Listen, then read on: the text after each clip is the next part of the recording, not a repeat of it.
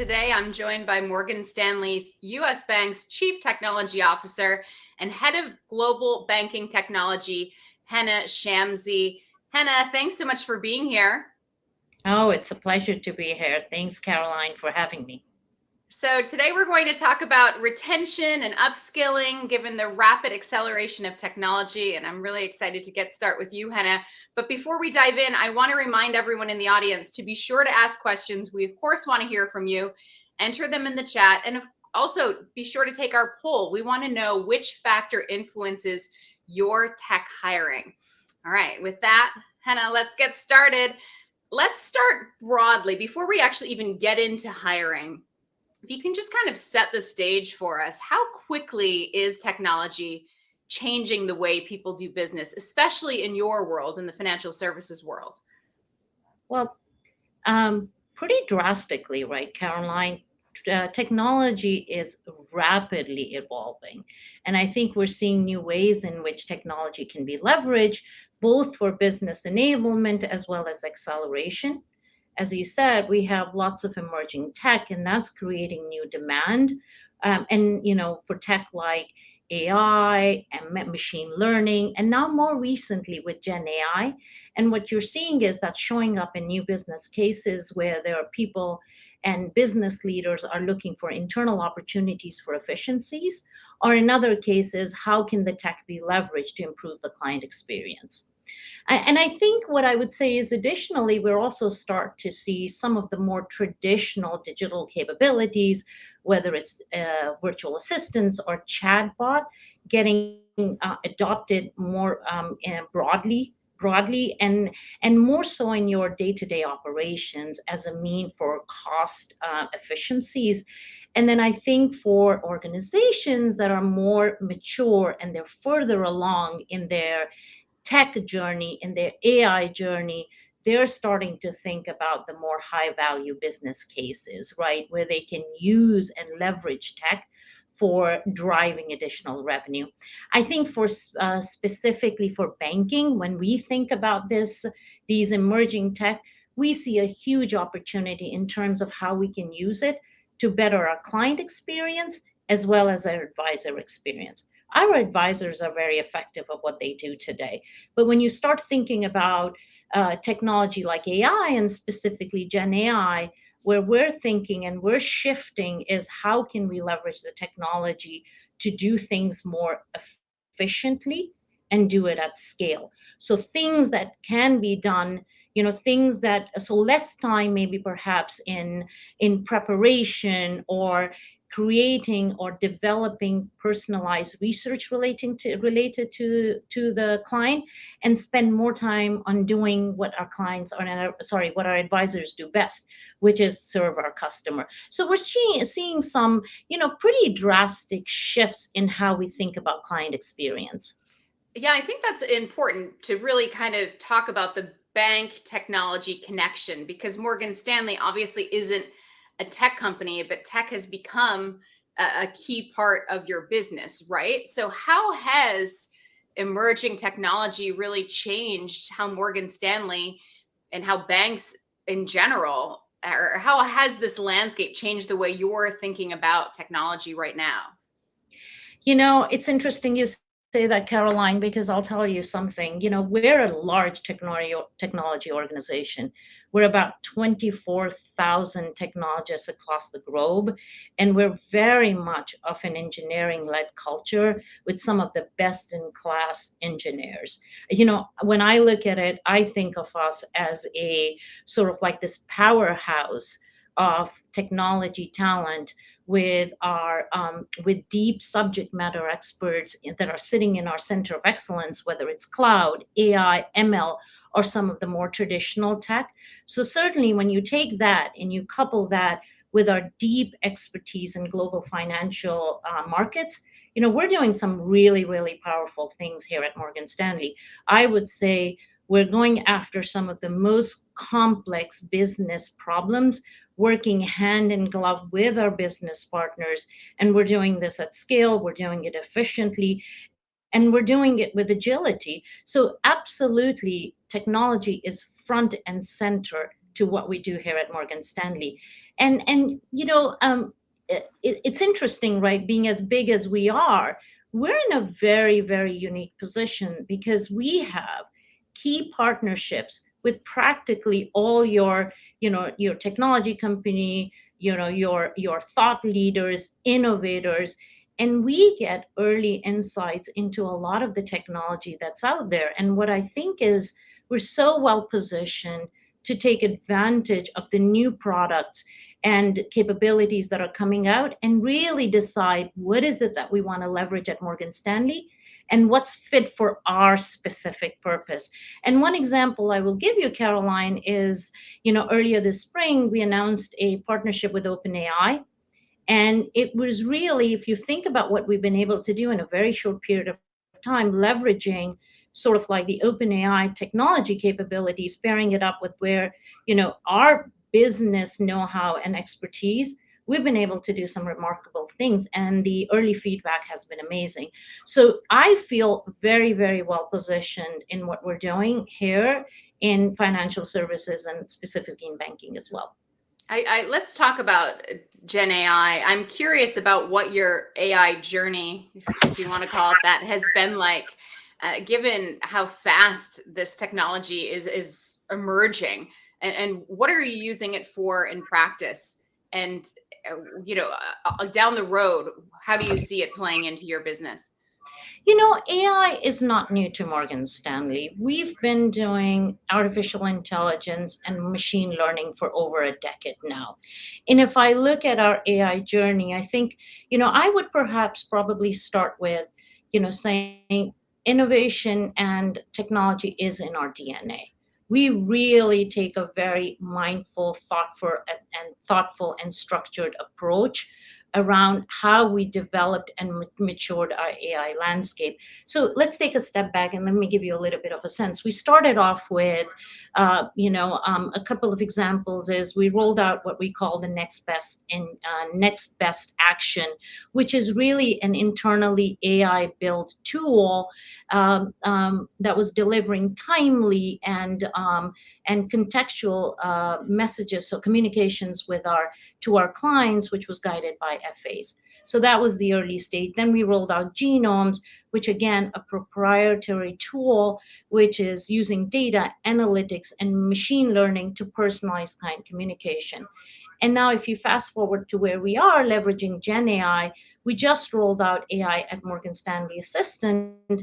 And the way I would categorize is it is allowing us to do what we do effectively, but more efficiently and at scale. And really, it's taken our own expansive intellectual capital and it's put that into our hands of our advisors in a very timely way, in a very meaningful way. It's almost like, the analogy I give is it's like having your chief investment strategist and your chief global economist on call 24/7 a day. So that's how we're thinking of AI. It's really around doing what we do very well, but do it efficiently and do it at scale.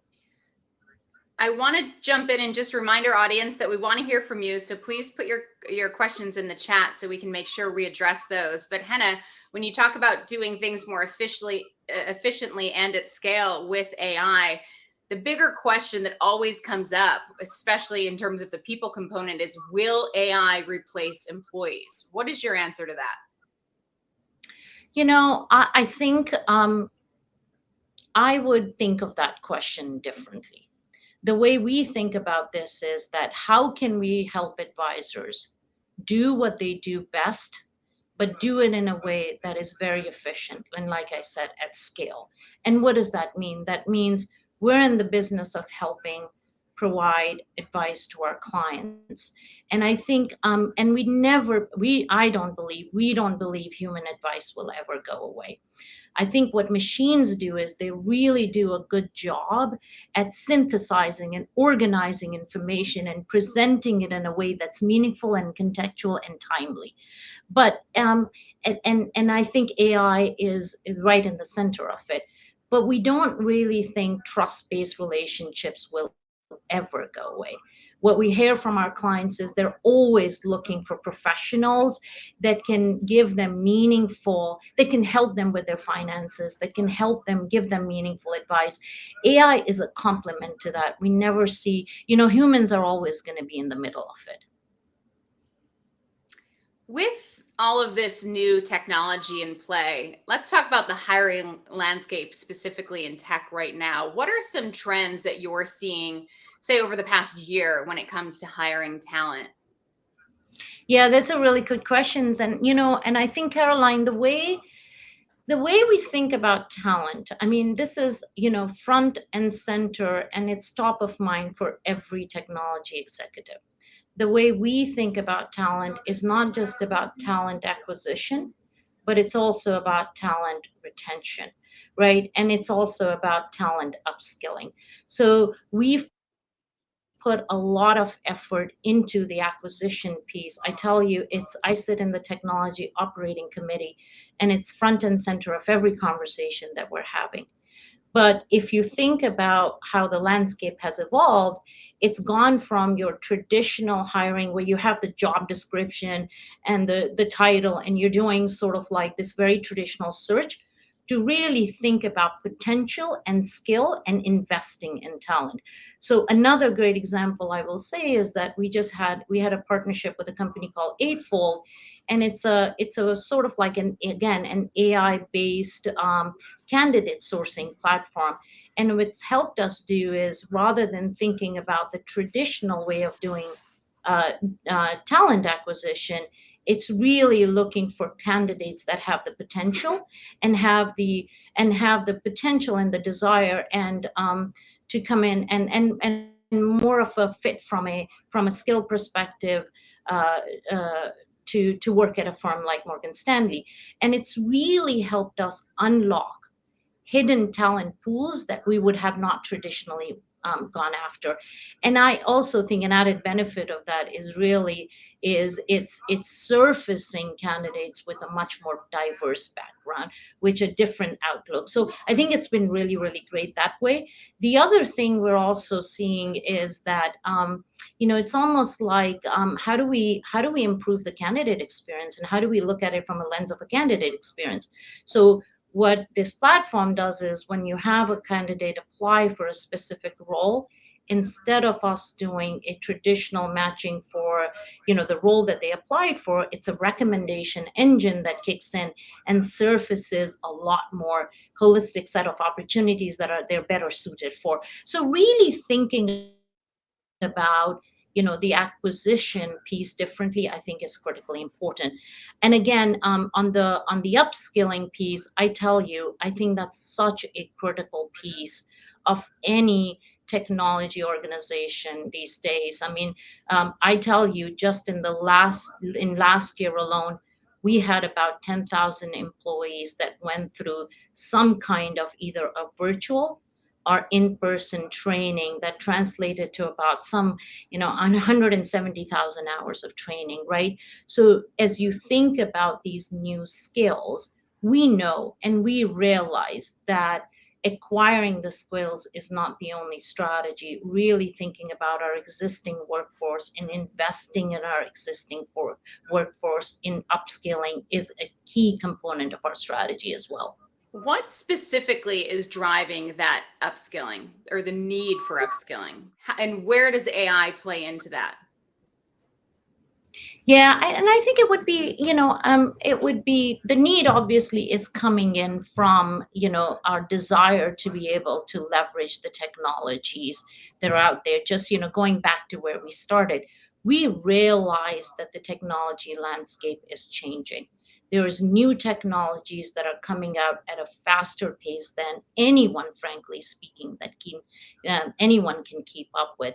So that's really driving the need for upskilling. And we also know that, quite frankly speaking, with some of these technologies being so new, there's just not enough people out there with the required skill. So, and quite frankly speaking, Caroline, we do want to invest in our people. Going back to the comment I made on our engineering organization, we have some of the the best, world-class engineering talent at Morgan Stanley.